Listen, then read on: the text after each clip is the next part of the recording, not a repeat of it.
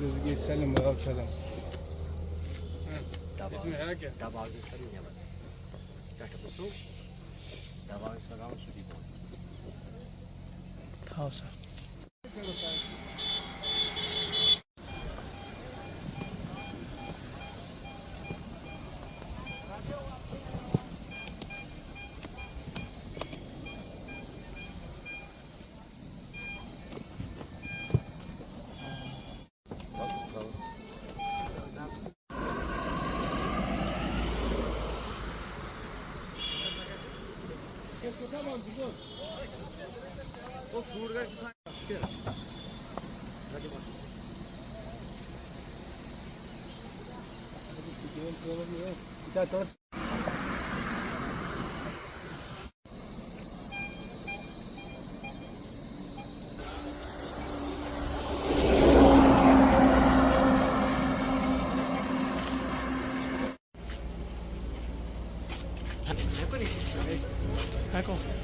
फेंको नीचे हाँ एक एक एक